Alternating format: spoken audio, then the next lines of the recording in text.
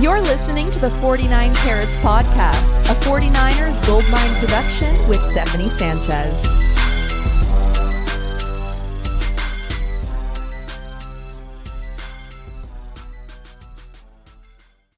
What's going on, everyone, and welcome to another edition of the 49 Carats podcast.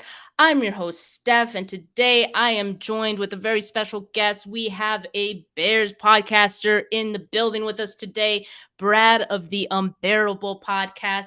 How are you doing today, Brad? Doing well, and just can't wait for football season. It's gone on too long. I need it now. You're preaching to the choir. I mean, I don't know if Bears Twitter is as unbearable as 49ers Twitter, but we've heard just about every storyline this offseason, and I'm just ready to get to meaningful football. Yeah, I did a schedule prediction for the Bears not too long ago, and I tell you, like, there's nothing that you can do right about that. Like, I was too low, I was too high, like, it's just everything in between. So I can't wait to actually like get some real football that's not preseason, see our teams, because we have so much, I think, to look forward with both teams. I think so. Yeah, and we're going to talk about it today. But before we do that, I'm going to get through this one segment. It's called This Week in 49ers History. And Brad, I think you might like this one a little bit. So on this day, September 9th, in 2012, the 49ers beat the Packers in Lambeau Field in week 1 of the season. I think it was David Akers hit like a really long field goal. And at that time, I think it was 63 yards. At the time, it was the longest. It like got the record for the longest field goal. And it's incredible now looking back on that because kickers are kicking way further than that these days. So it's pretty impressive. But anyway, I thought you would like that. You know, the 49ers did you guys a favor that year. Although, I mean, 2012, I don't know if it mattered that much, right? Yeah, exactly. Like, we probably weren't doing too well because I think that's post-Lovie Smith. But I just have to say, on behalf of all Chicago Bears fans, thank you, 49ers, because we always root for you guys because we know you are going to beat Aaron Rodgers in the playoffs. So if we can't be in the playoffs, thank you guys because Rodgers cannot beat you. So many Super Bowls we've been celebrating when you guys beat them. So, so thank you. Oh, yeah. I've actually seen a lot of like season predictions and who's going to get to the Super Bowl. And I've seen plenty of like Packers predictions of them going to the Super Bowl along with the Bills, of course. But I'm like, really? The Packers? You think they're going to make it past the 49ers? I don't know. They haven't been able to yet. And that's where, like, yeah, you guys need to be able to be out there and you guys need to be able to win. And like, that's what I want to see. So yeah, I remember because I live in Wisconsin. So all my friends are Packer fans. And I remember sitting back, just smiling cheek to cheek, just because, like, I think it was 2 years ago or 3 years ago when you guys just whooped them. And it was like their first 13-3 season. And yeah, so I've had a lot of good times watching the 49ers whoop the Packers. Yeah, that was a great year for the 49ers. And we hope it could be another great year for us. But let's talk about this week 1 matchup. Let's not get too ahead of ourselves here. Let's talk about some of the injury updates because both teams released some injury reports leading up to this game. So on the 49ers side, Daniel Brunskill, he's out for this game, which pretty much solidifies what we already knew, that rookie right guard Spencer Burford will get the start in this one. And George Kittle, who did not practice at all this week, he is listed as questionable. I was actually surprised that he was listed as questionable. I was kind of expecting doubtful, but after practice, he said he was feeling significantly better as the week progressed, and he's still going to try to play. But in my opinion, it is not really his choice, right? I mean, this is week 1. George Kittle, he's one of the staples of the offense. I would, lean on the side of caution a little bit and, maybe just keep him out of this one. I don't want him, maybe worsening his injury at all. And Brad, I have a feeling you would agree too, right? You're probably like, yeah, keep him out week 1. I'm hoping. As soon as I heard that, like, he's on my fantasy team, and I'm like, keep him out. Let's just have him rest up for one week. But because he's like, to me, he's one of the heart and souls of this offense because of his blocking ability, his receiving ability. To me, like, I don't think he gets enough credit. And I actually posted this on Twitter. The 49ers are 24-12 with him on the team. And then when he's been out, you guys are 5-8 over the past 3 seasons. So when he's gone, it's a completely different offense. So I hope he rests up because just for this week, and then he can kind of come back because he's dangerous. Yeah, absolutely. I will say, though, the 49ers did beat the Bears week 8 last season when George Kittle was out. So I can make the excuse that we didn't have our head coach, but then when we go through this, I'll say we had a bad head coach. So that's fair. That's fair. All right, so I would expect that George Kittle does not play, and I would also expect that it would be Charlie Warner who gets the start in this one in his place. I know a lot of 49er fans have been talking about Ross Dwelley. Well, it's Ross Dwelley time. No, I don't think it is. I think after Warner, it'll probably be Ross Dwelley and Tyler Kroft mixed in. Either one of those guys will get mixed in a little bit. I would prefer Tyler Kroft. He a little more of a veteran, better experience, I think, over Ross Dwelley. So I think Warner is going to get the start and maybe Dwelley and Kroft mixed in. But as you mentioned, I mean, it's a huge drop off between Kittle and anyone else. It's obviously a big loss for the 49ers. And while they were in this position, last season in week 8, when we played the Bears, we can't assume we're going to get the same outcome every time, right? So, it's definitely not good, and especially in the run game, which we'll talk about more as we get into these matchups here. But let's talk about the Bears injuries. I know Velus Jones Jr., he's a rookie wide receiver. He's actually a fan favorite for the 49ers in the pre-draft process. Yeah, a lot of Niner fans, there's always fans who want to draft a wide receiver every year, even though like we're good there, Yeah. Fair enough. Yeah. So Velus Jones Jr., a lot of guys like them. But anyways, he's doubtful for this game with a hamstring injury. And so, I'm kind of wondering who's going to be the number 2 for the Bears. Do you have any idea?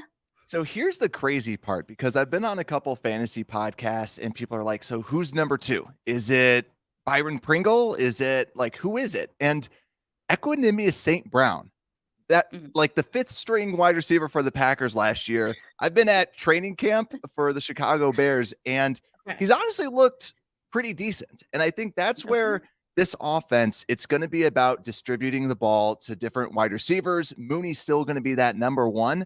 But you're going to see Pringle get some action. You're going to see former 49er Dante Pettis. Justin Fields really likes Pettis, and he's healthy. That's the big piece. But he barely made the 53, right? Like, just it was the skin of his teeth a little bit. We basically signed every single like mid-tier wide receiver you can think of, like Tajay Sharp. And like one of these guys has to work out. Yeah. And so they the wide receivers coach knew Dante Pettis, and he's looked pretty good. The hard part is like they've had some injuries out there, but Bayless was really kind of seen as that weapon that they could kind of use, motion him out a lot and just utilize his speed. So without him, you probably lose a little portion of the like an extra dimension, but still I don't see him as like a huge target getter, and he's been just banged up throughout here. So not a huge loss, I would say. Yeah, that's fair to say, definitely. But what about the center? Because I saw you retweeted this earlier. So Lucas Patrick, who I was projecting to be the starter for the Bears in this game, he was not on the injury report for the Bears, but there was a tweet out there that beat writer Brad Biggs reported that Lucas Patrick hadn't snapped the ball at all in practice due to a surgically repaired thumb. So what's going on with that? Why wasn't he on the injury report? This Bears regime, I feel, likes to stretch the rules sometimes. And right now, he's got a cast on his snapping hand. So he had surgery on his snapping hand. So he missed all of training camp, basically. Gotcha. And except for like the first practice or so. So the rumor is that he's been taking snaps at right guard because for some reason this regime absolutely can't stand Tevin Jenkins. And so Tevin Jenkins is your starting right guard. And so he's a full participant. So that's why he's not on the injury report. But would he be starting center? That's where, to me, my personal take is just keep him on the bench. Like, we're not talking about Lincoln Tomlinson or a, like a tier above type of guard. We're talking about Lucas Patrick, who's just like you put in whoever the backup is, whether it's Tevin Jenkins or Sam Mustipher, and there's not a huge drop off. I'd rather have a healthy player than someone that can only use one hand. And I don't want to hear a miss snap by Lucas Patrick again. I just put in the people that are healthy, wait till he's back. But that is something to at least watch out for if Lucas Patrick's actually out there, because he has next to no reps with this starting offensive unit. So I really hope that they don't put him out there. Well, interesting enough. So he was an off-season signing for you guys, right? Correct. Okay, so he played with the Packers last season. He played at center most of the season. It just so happened that he played at right guard in that playoff game against the 49ers, and he had his worst game of the season at right guard for the Packers. Granted, it was against the 49ers, right? But I feel like you have to take into consideration maybe he's not as good at right guard at center, right? So I mean, I would agree with you. Like, maybe they should just keep him out. But at the same time, I'm like, yeah, maybe, put him out there at right guard. Let's see what he looks like against Eric Armstead. And, let's just go for it. With half a hand. And that's what gets me nervous because, Tevin Jenkins has played decent this preseason. And he still doesn't, he still kind of looks a little lost sometimes out there. But he's just this physical freak. He's the right guard for the Bears. He was a second-round pick last year. For those that don't remember, he was going to be a first, but fell due to back concerns. But honestly, has looked good. So a lot of fans are like, just keep him out there. And so that's where I hope that they keep him there because, great point, he didn't look great against the 49ers last year. So why do you want to force him back out there? And to me, continuity at the offensive line is key. Push out the people that know to be out there, that have played some snaps with each other, and then try to put him at center maybe next week and then see what he can do then. Don't rush him. So I'm crossing my fingers that he's not actually going to be playing. All right. Well, we'll see what happens. Mustipher, if he's in line to start at center, he did play against the 49ers in that week 8 game. He posted a 66.1 overall grade in PFF. He allowed 3 pressures on 19 pass blocking snaps. So there's some bit of a liability there as well. But you would feel better with Mustipher out there, right? I would, just because he's not hurt and you don't have any missed snaps. And I feel too, with it just being the center, he can at least make some of the calls because it's not like him and Justin Fields have played together while Lucas Patrick and Fields have not. So if you guys send a blitz, and I know you guys don't send a lot of blitzes, still it's like you need to understand your assignments. You need to know where everyone's at. So I feel like you keep Mustipher out there and you just try and keep those two, the center and right guard. That's my biggest fear. But the tackles, I feel I'm curious to see how they end up doing because we got a rookie that not a lot of people have seen so far. well, let's get into that, right? Because I know everyone wants to talk about Trey Lance and Justin Fields, right? But I feel like how they do in this game, each of them, is very dependent on their offensive lines. And both the 49ers and the Bears have made a lot of changes to their offensive lines since last season. So the 49ers have 3 new starters on their offensive line, and we're looking at potentially 2 new starters for the Bears, right? If what we are saying is true, that Mustipher would start at center. So yes, elaborate on your thoughts on the Bears offensive line. Do you feel like it has improved since last season? Because as far as we know, outsiders, right? We don't know what's going on in Bears land all the time, but from our perspective, the Bears offensive line looks like food to the 49ers defensive line. So how are you feeling about it? Yeah, I It's back and forth. I think the pros are that they're actually going to get him out on the move. Not just last year, he would be out on the move because people would be running after him and he'd be getting the heck out of Dodge. Like he'd be just trying to run away.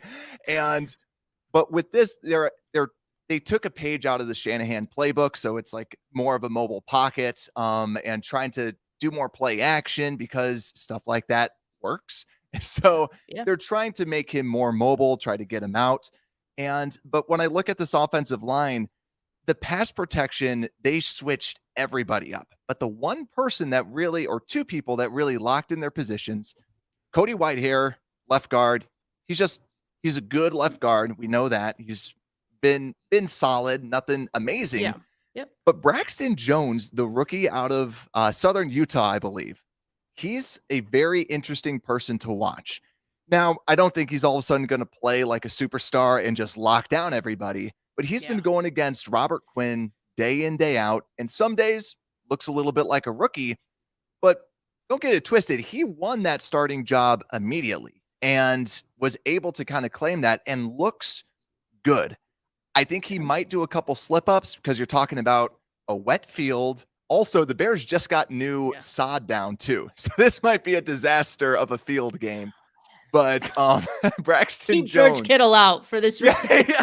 Don't put him out on that field because that field's just going to be torn to shreds by the end of it. Jeez. But Braxton Jones, he looks solid. Like it's not like he's going to blow anybody away. He's looked good. But that right side of the line is where I get nervous because Larry Borom, they didn't want him out there. That's why they signed Riley Reiff. Riley Reiff's the backup. So technically Borom beat him out. Borom did well against Bosa last game. Am I going to guarantee that he's going to do that again? Heck no. It's Bosa. He did okay. Borom, right? Yeah. He gave up 2 pressures, a hurry and a sack, which I'm pretty sure was against Bosa on 19 pass rushing snaps. Yeah, but so he's good at run blocking. He's good at pass block. He had a 90% pass block win rate last season, which is pretty impressive. He did well, and I think that's where from the passing perspective, my biggest fear is Armstead in the middle. I think with Bosa, this coaching staff, I feel like they're smart enough to say Ryan Griffin, who's a vet tight end, chip him. Like just kind of give him a little shove, try to help out your guys, and I think he's going to game plan against Bosa, and that's where like the pressure up the middle with Armstead, that's what more so terrifies me because I think that not necessarily the tackles can hold their own, but they can at least protect long enough with Bosa. Bosa will get a couple good plays, but I don't think he'll be absolutely harassing Justin Fields like crazy as much as I think Armstead would be. Okay. Yeah, that's fair because I only say that because if the Bears' plan is to put all their focus on stopping Nick Bosa, it will open things up for other guys. I mean, there's Ebukam on the other side. Armstead, as you set up the middle. Javon Kinlaw, who has actually been a beast throughout training camp and has looked good, when he was out there for the preseason. So that's the risk you take, right? You take out Nick Bosa, who is probably still a force, even if you do double team him. Yeah, I'm pretty sure there is a stat that he still has a pretty good pass rush win rate. But yeah, I mean, so you feel okay with the rookie going up against Nick Bosa, who's trying to get a 20-piece this season, by the way. I think he's made that clear. When you're signing people's like helmets or jerseys and putting 20-piece, you really mean that, Oh man, he's doing that? Yes. Jeez. I didn't know he was on that type of a mission, man. Yeah. Well, just then saying. Maybe. Well, thank God for the crappy grass of Soldier Field because I'm scared. No, I'm genuinely scared. Like I was going to ask you about the weather and then also the field because I did see that it was kind of crappy out there. Because JC Treader, the head of the organization, so if anyone hasn't heard, the Chicago Bears are most likely moving to Arlington Heights and to get a new stadium because they don't own their stadium. The city of Chicago owns it. So they put on random concerts. They had Rammstein play last week, and they just destroyed the field. So they put brand new sod down because the head of like personnel, like JC Treader, was like, this is not playable. And so yeah, it's going to be wet, it's going to be rainy, it's going to be a new field, so it's going to be something to watch out for, but it's supposed to make people play faster. So if it is actually put in correctly, people should be going fast. But I do think Bosa probably gets a sack, which it's sad to say because I'm like, oh, he's just going to get a sack because that's just like par for the course for Justin Fields. That's sad to say. One is good. Like one for Bosa. Like I'd be happy if I was you if you only had one. Yeah, because I think Braxton Jones is definitely someone that it's going to be hit or miss with him. But I feel like this offense, though, they will try and scheme up something if something bad starts to happen. And that's where I have some confidence in the offensive coordinator, where Matt Nagy, even though that he wasn't calling plays, the entire people would just say, like, hey, the offensive, they would never change anything, even if Justin Fields was getting drilled. So let's talk about that really quick, because that's something that I feel like not enough people are really talking about. I'm sure you guys are, but 49ers fans haven't really heard it being discussed. So what's the feeling around Bears fandom about having a defensive minded coach like Matt Eberflus? Is there any, you guys feel good about that given Justin Fields and his development? Because I feel like fans always want like an offensive minded coach for their young quarterback. So how are you guys feeling about that? We are over the moon, to say the least. Yeah. Like, because I feel guys. This is where, like, I project the Bears, like, national media says 3 to 4 wins. I project 7 to 8. So I'm like more optimistic than that. But a lot of Bears fans are like, we are 11 wins. And I think that's way too high. And I think so too. Yeah. But what I'll say about this is you're seeing that it's actually being put to, like, they're trying to use Fields' strengths. And the thing too is, like, Fields is a leader. He owns this team. Like, he is in charge of everything. He's there sun up, sun down. Like, he is there and he's putting in the work. And the offensive coordinator and him have a really good connection. They know what to do. So that's why we're so optimistic about this potential offense, because you kind of saw a little bit out of it with the preseason. They were moving the pocket. They were kind of throwing, like I was saying, play action, just different things that actually matter, like RPOs. They should be running an actual modern offense. And I think that's where a lot of us Bears fans are so optimistic, because Justin Fields, I think, was the highest rated quarterback from PFF this preseason. And a lot of people are saying, and even like players that go against him, this dude's a superstar. This guy has it. And it's just the team around him. And that's where you're hoping. A lot of the hope is that the scheme allows Fields to make the throws, make the runs, because if you allow him to do that, he has the accuracy, he has the feet, he has the legs. And that's why I think we're all so optimistic, because it's not necessarily about Eberflus. It's about the Luke Getsy, the offensive coordinator. And then Eberflus, all he's doing is he's saying, my defensive coordinator, Alan Williams, he's calling the plays on defense. The offensive coordinator runs the offense, and his job is to get everybody ready, get everybody locked in, get everybody focused. And that's where the optimism comes in, because we saw it the last preseason game. So it's just bled 2 weeks until this weekend. Yeah. I mean, there's no denying that, Justin Fields has always shown some flashes. Like, as soon as he started playing out there, you can see that he has, the skill sets that you can really mold into, a franchise quarterback, right? And so even in that week 8 game, I feel like it kind of took the 49ers defense off guard a little bit, right? Because leading up to that game last year, there were a lot of up and downs with Justin Fields, and you can imagine that. I mean, of course, his first time starting, maybe a little bit raw at times.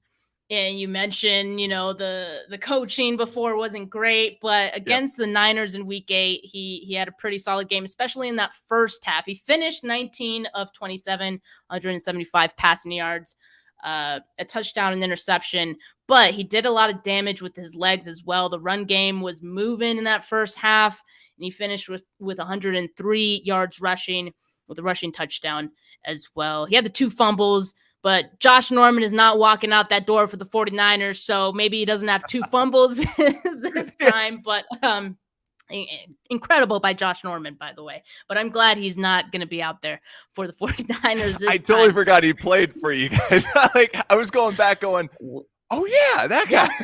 Yeah, we try to forget too, but hey, he did get those fumbles, which did help in that game. It didn't hurt. But yeah, so Justin Fields, like I feel like you can see the growth, right? I think as you mentioned in the preseason, and just looking at the new coaching, they're going to be running a more modern offense, as you say. How do you think they're going to be wanting to attack the 49ers? Do you anticipate that this will be more of a run heavy game, perhaps?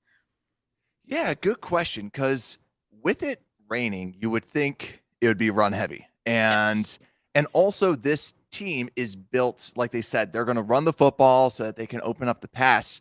Yeah. But going back to that offensive line continuity, I still get nervous because the great Joe Thomas, the Hall of Fame left tackle, he said this during a podcast, and it's just always stuck with me, where he says, in pass blocking, it's you versus one person most of the time, right? Someone's running right at you. You have to beat your guy. It's all about you. But in run blocking, it's about knowing where everybody's going to be at. You move as one unit. You have to take guys. You have to know that this person's running up. You have to know where your buddies are. And right now, in the offseason, in the preseason, yeah, we're built on the run, but we didn't average over 4 yards a carry one game in the preseason. And that's what gets me nervous. I think we're going to try and run the football. It's not Matt Nagy where we run it 5 times and we just give up. Like, I think we're going to still run the football, even if it's only like 3 yards a clip. But what you're going to see a lot of is a lot of plays that look exactly like the run plays. And then Justin Fields just starts running to the other side, because that's what they'll try to do. They want to disguise their run plays with their pass plays. So now when they run a play action, whether it's Ebukam on the outside or Bosa, now they have to watch this guy that runs a 4.4 40. You have to track this guy because he could have the ball. He could be running to the side, getting just a quick and easy dump off. And that's where I think that I could see them trying to attack in the air, like establish the run. But I think they should be doing their damage in the air, because this run defense versus this line, I just don't see a lot of success for the Chicago Bears running the football, because I think that they could maybe do some damage passing the football. And I think Justin Fields is going to be really hungry him and Mooney really, really want to show people. Well, what's Mooney's deal? Because I know Fields, he's like, he got passed on by the 49ers, but hey, what's Mooney's beef? Dude, well, because Mooney just like went up there, and I think I get his point, because imagine being him, where you get 1,000 receiving yards last year, and then all that you hear with national media is Justin Fields has no targets. He has nobody. They surround him with absolutely nobodies. And he's sitting there going, I can play. Like, he's a great route runner. He can actually get contested catches. And I think people just see this 5'11", like 180 guy that they just go, oh, he's just a deep ball guy. But he's so much more. He has the quickness, and him and Justin Fields have been working out all offseason with each other. And this, to me, it's like he's number one.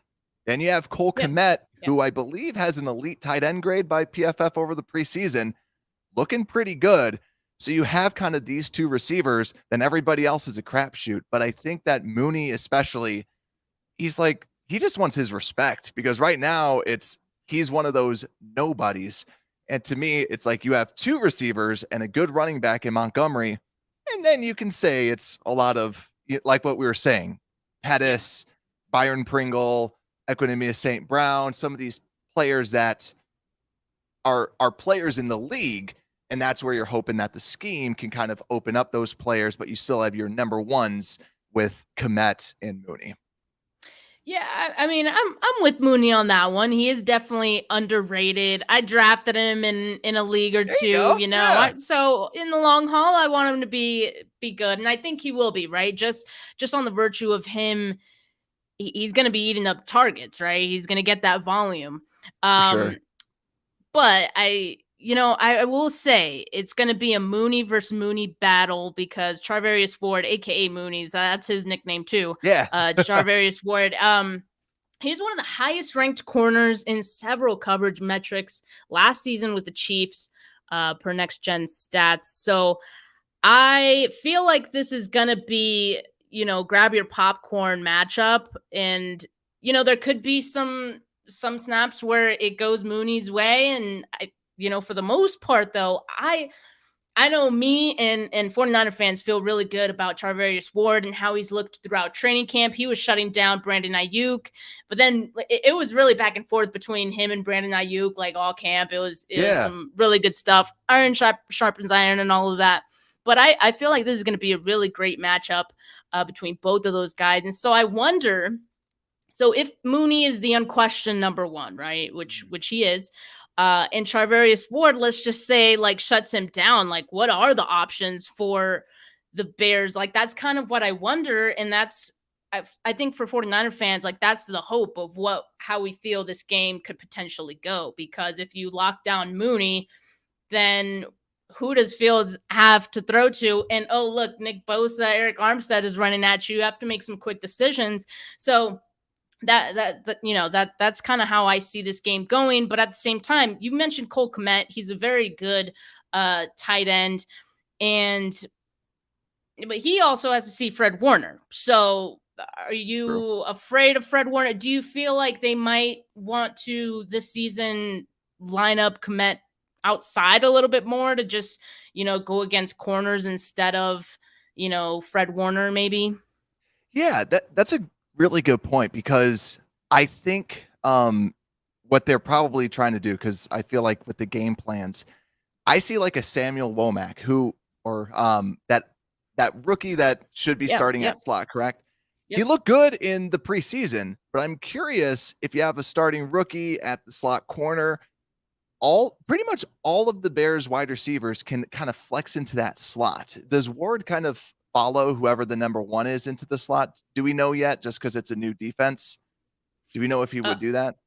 I don't think he would. Because I'm curious if they try and do that, because last year what the Packers did was, because Getsy, the offensive coordinator, comes from the Packers, what they ended up doing was Devontae Adams was outside and he was getting locked down by Jalen Johnson. So they saw that and they said, let's put our number one in the slot.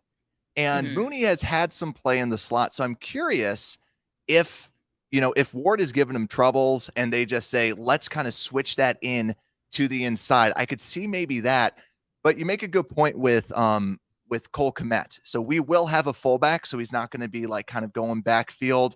So I think that having him outside a little bit more too would be kind of helpful. And we like to use a lot of motion now. So yet again, very, very similar to the 49ers.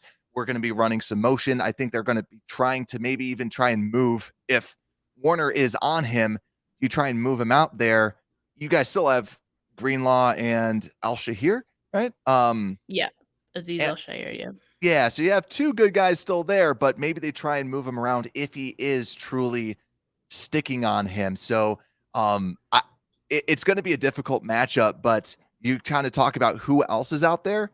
Mr. Carter in the comments, I agree. Dante Pettis can be sneaky. I think that revenge game.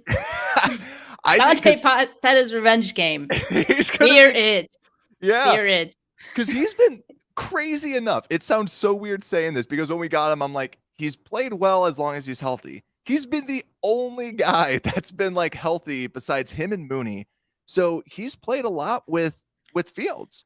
And I think for real, like, they might be looking at Pettis because he seems to have a good veteran head on his shoulders where he kind of knows where to be. And his old, like I said, his old wide receivers coach is here as well when he was at the Giants. And I think that could be the sneaky, like, all right, we got Ward on Mooney, and we'll be watching that battle. If Ward's winning that battle, let's look at Pettis a little bit, because that might be that guy. So yeah. It wouldn't surprise me at all if they drew up like a touchdown play for Pettis. Oh yeah. Like, it's coming. I just know it. We're gonna see the cat like celebration and all of that. Take that, Kyle. But to go back on Samuel Womack. So I mean, 49er fans are very excited to have him on board, and he won the slot corner position very early as well, earlier than I think, most of us thought. And so that's a rookie who we feel, pretty good about. But it wouldn't surprise me if, the Bears try to test him early, right? You always try to, at least get in their head a little bit, like, we're coming after you. Based on how Womack looked throughout the preseason, granted, it's just the preseason, and a lot of the times you're going against some backups as well, but like, he looked good and very aggressive. He got 2 interceptions in the preseason. So, again, we feel good about him. But I wouldn't be surprised if they go after him. So hopefully he can hold up. And that's a great point that you made, though, that, maybe they can move some of their guys like Mooney into the slot to try to get him away from Charvarius Ward. Definitely a possibility. And not that I'd be nervous, but, going against a rookie, right? Like, there's always that chance, just like we were talking about with Nick Bosa going against the rookie left tackle. So we'll see how that shakes out. Let's talk about, we talked about the run game, right? And how we think this might be a run heavy game given the weather and all of that. I know for the 49ers, it's going to be a run heavy game. Like, that's just what I assume. And it's Kyle Shanahan. He always wants to run the football. Everyone knows this. And that's it's the most hilarious thing, because everyone knows this going into the games. And a lot of the time they still can't stop it, right? So Elijah Mitchell, he ran wild versus the Bears in week 8, 137 yards rushing. And the crazy stat was that 135 of those yards came after contact. Like, that's just nuts. So insane. I would expect Elijah Mitchell to have a big game, but also, if the Bears know what they're doing, I would also, think that they would put a greater emphasis on stopping him early, and especially because the run game could be a bit of a crutch for an inexperienced quarterback like Trey Lance. And so the Bears have to know that the 49ers are going to want to run the football. And so, are you confident that the Bears defense can stop both Elijah Mitchell and Debo? I didn't even mention Debo yet. Yeah. He didn't even have any carries versus the Bears, last season, because his wide back role hadn't really started at that point. But, Debo's can be back there too. And as you know, like, he's really lethal as a wide back as well. So how do you feel about this Bears defense being able to stop Mitchell and Debo? I'm afraid. Not gonna lie, not gonna sugarcoat it. But the thing where it's like I'm scared, but the optimism, like the fan in me, hearing the positivity, is that the Colts defense. So basically, for those that don't know, we grabbed everybody off of the Colts defensive roster or defensive coaching staff and just brought them in. Eberflus is head coach. Alan Williams is our defensive coordinator. And then every single position coach is on our defense. And so because of that, they've always had a top 10 run defense. Now, this D also, you don't have the flashy names like Khalil Mack, Akeem Hicks, Danny Trevathan. Those guys weren't even out there before. But so the optimist in me says, well, these guys preach hits. It's hustle, intensity, take the football away. They are going to be running. And this is week 1. So let's just say the national media is right and we start losing a bunch of games the Bears start losing all these games. Then you start to see less of the hustle, less of the running to the football. But it's week 1. at home, that's what gets me a little bit optimistic, because Samuel would break a tackle and seem like nobody cared. And then all of a sudden he's like, peace, and just running down the sidelines. Like you said, Mitchell would break a tackle. They just didn't do that last time that we played. So I feel like they are going to be trying to gang up, and, just the hustle aspect will be there. But the nervousness is the middle here is weak, because we have Justin Jones, who's an serviceable level defensive tackle. Angelo Blackson, same thing, serviceable, very okay. But that's where I get nervous. Even Nicholas Morrow, the guy that we added at linebacker alongside Roquan Smith, is like 220 pounds. We have defensive backs that are heavier than him. He's a pass coverage linebacker, not a run stuffer. So that's where we will be flying to the ball, but it's going to be a lot of lightweight people that are going to be trying to make tackles. So that's why if you guys don't have George Kittle out there, I feel a lot more confident, because now you have these lightweight guys just flying to the ball and hopefully can make tackles. But this is a huge test. And if I were the 49ers, I wouldn't be trying to test it in the air. I would be trying to just run the football, because that's how you guys won last game. As soon as you guys were dedicated to that, it was game over. Yeah, I agree with you. I expect this to be run heavy for the 49ers, and it should be. But George Kittle not being out there is definitely going to play some type of role. It's definitely a big difference when he's not out there when it comes to the run game. But we haven't really even talked about Trey Lance yet. Yeah. And, I mean, he can be a threat with his legs as well.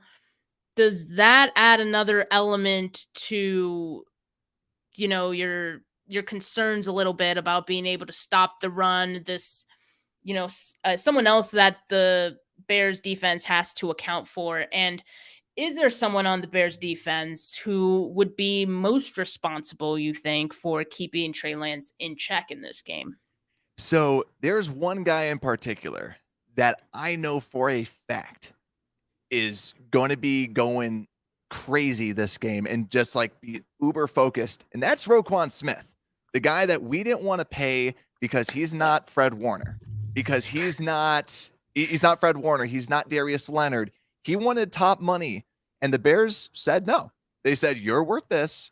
And so he's looking across the other sideline and seeing Fred Warner, and he's the guy that has taken all his Pro Bowls, because every Bears fan posts, I don't know if you guys have seen this graphic. It's like Fred Warner's stats, and then it's Roquan Smith's stats. And people say, who deserves to be in the Pro Bowl? For one, I think Fred Warner is actually better than Roquan Smith. I don't think the stats, though, Roquan has better stats. But I think Roquan Smith is going to be in charge of Trey Lance. He's going to be flying out there. He has the speed to be able to track him down. He tracked down Kyler Murray. He's a very fast linebacker. So I think he's going to be kind of like that spy to watch out where things go. He's also playing weak side linebacker. So we are going to be playing a lot more cover too.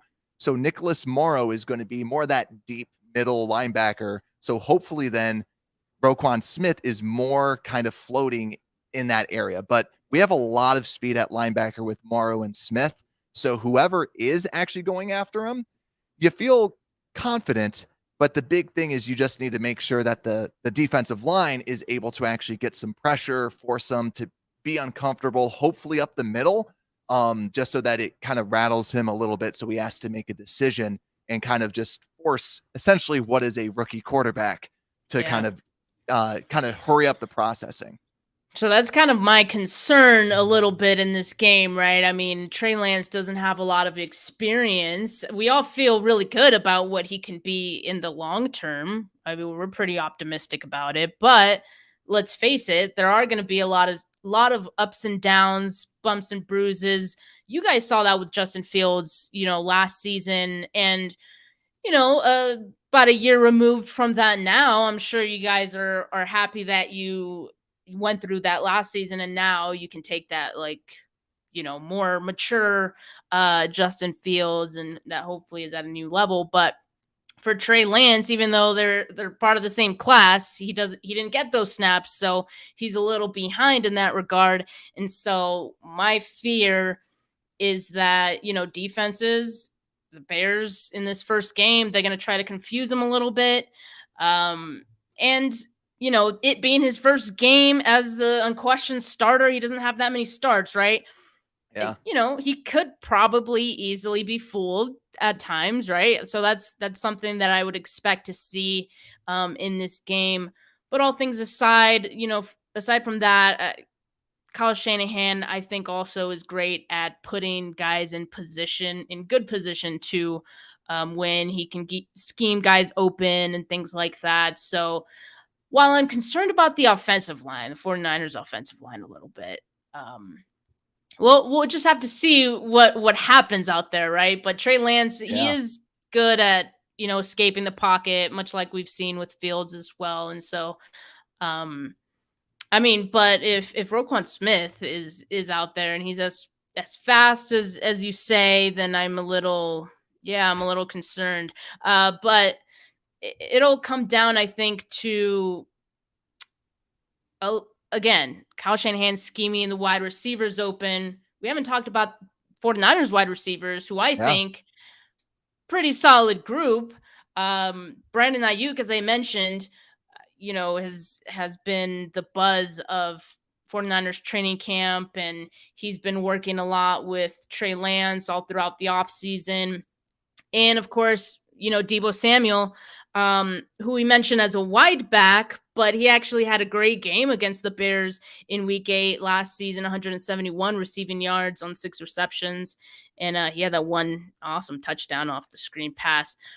Now, we didn't really talk about the other cornerback for the Bears. We talked about Jalen Johnson, but what about Kyler Gordon? He's the rookie, right? He's going to be starting? Correct. So the defensive backfield is going to be very, very interesting, because at first I felt really confident, because I don't know if anyone knows who Thomas Graham Jr. is or was. He's now on our practice squad, but he was supposed to be our starter after like a great end of the season. But then he gets banged up, misses training camp. Now he's on the practice squad. So right now we drafted Kyler Gordon out of Washington, where a lot of people had him as a first rounder. To be honest, I wasn't as high on him. He is a physical traits guy. He's got that really great quickness. They're probably going to send a couple corner blitzes, I could see, because he's got that quickness and can really probably throw off his timing a little bit. And he also said, too, he loves doing that because he's a big physical corner. But what they're going to do is in base defense. So when you just have the two corners out there, Kyler Gordon's going to be on the outside. Jalen Johnson's going to be on the other side. But then right when they switch over to nickel to get the 3 corners, he then shifts into the slot. And then you're going to have Kindle Vildor, who I think had the highest passer rating against as the other starting corner. But I say that tongue in cheek, though, too, because Vildor has actually looked pretty good in his first preseason game and only preseason game.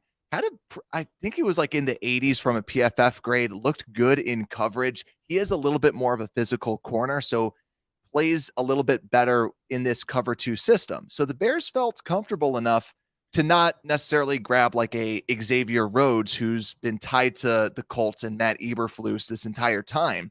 So I want to see what Vildor can do, because that, to me, the Bears coaching staff trusts this guy. So hopefully he can take a step forward, because he can't get much worse. But I think honestly he's going to, if anything, maybe play a little bit below average. But then Kyler Gordon, he's still getting his feet underneath him. Like, as you guys probably saw with your own slot corner, when you're there and you're left on an island, you're just there. So he bites on some fakes. So if they do like a double move, it could be disastrous for the Bears. But overall, he hasn't been bad. He hasn't been great. He's just been that stereotypical like rookie, just been an okay player for the Bears, but might make a couple splash plays just with his pure raw athleticism. But I get nervous about this matchup overall, just because of the inexperience with everybody besides a Jalen Johnson. Okay, yeah, because what you just said, he was like, you get beat by the double move. I'm like, Brandon Ayuk, put Brandon Ayuk on him. I mean, let's see what happens.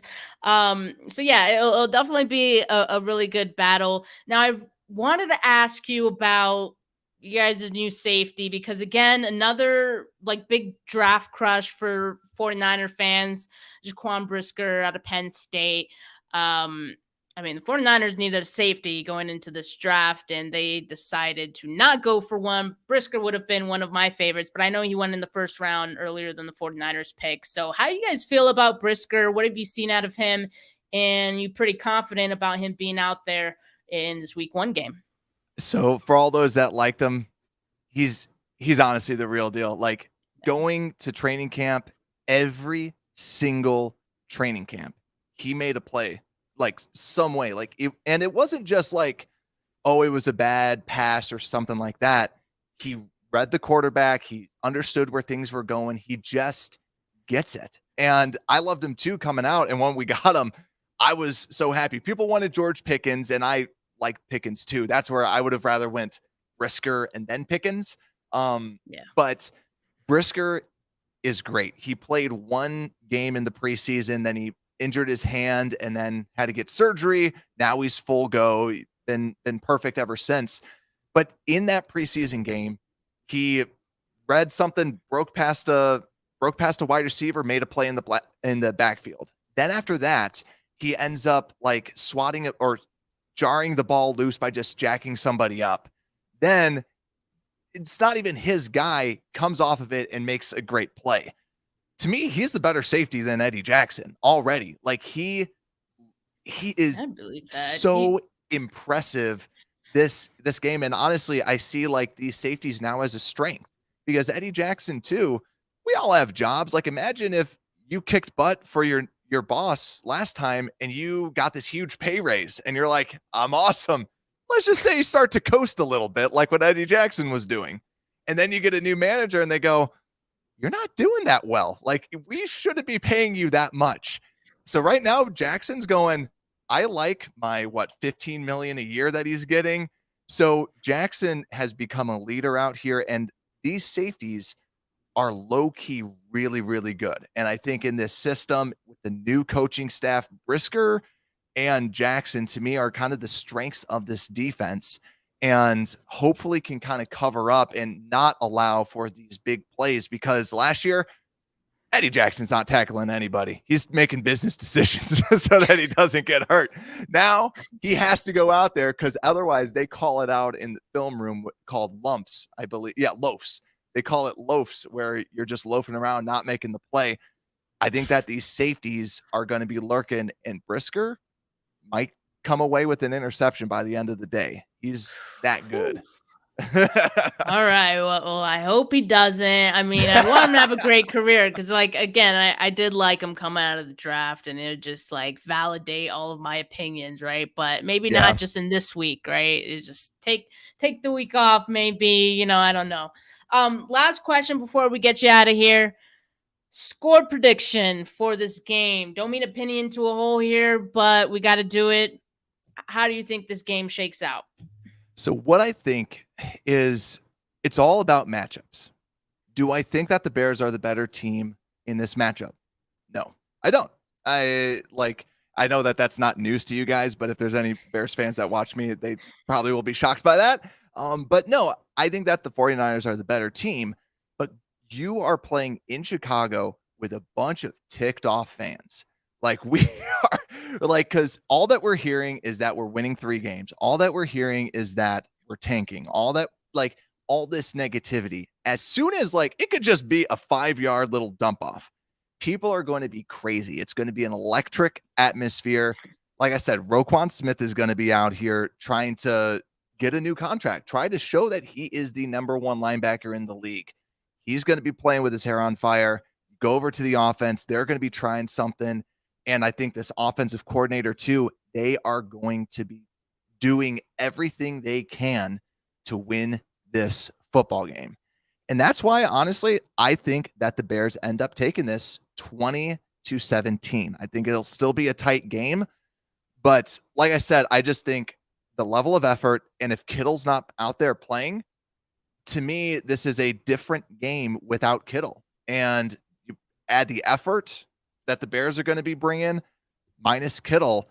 To me, I think that the Bears ultimately pull a stunner and an upset week one, because random things happen week one. And that's why I think ultimately this happens. Yeah. I mean, it's week one, every fan base is optimistic. So like that's not surprising, right? I'm going to just say 23-17 49ers win. And I think more so off the back of the defense, because I think this is going to be top 3 defense in the league, maybe the best defense in the league. Right. So I think it's going to be a tough go. I agree with some of the things you said that, you guys are optimistic about the offense. I do think the Bears are going to be better than people say they are. Mm-hmm. But, week one, you guys are still trying to get it all together, all this new offense and all these things. So maybe just not this week, especially going against the 49ers defense, who, like I said, Nick Bosa, he's going for a 20-piece. Fred Warner doesn't take any plays off. This is going to be, I think, 49ers win. But I think there are going to be some mistakes here and there from Trey Lance as well. But it's, defense is going to come through for them and really keep this game close. Yeah. Anything could happen. So I know. I totally get that. Yeah. I'm glad I'm glad that the Bears covered at least, because like the line's like 7 points. So yeah, we covered 7 points. I didn't even know that. That's pretty. Yeah. See, I can see why you guys are like a little ticked off and want to show everyone what you got, but it's just not this week. Not this week. All right, Brad. I appreciate you so much for coming on today, and best of luck in the season for the Bears. But again, not this week. So. We'll see what happens. Hopefully you guys can give the Packers an ass whooping at some point, you as well. Yeah. Well, yes, hopefully. But enjoy the rest of your night. I believe I'll be going on your channel pretty soon here, right? So if you guys watching are not subscribed to the channel yet, make sure you subscribe and make sure you like this video. We're trying to get to 40 likes on this one. So go ahead and give it a thumbs up and subscribe if you are not. All right, guys. Enjoy your weekend. Football's so close. Peace.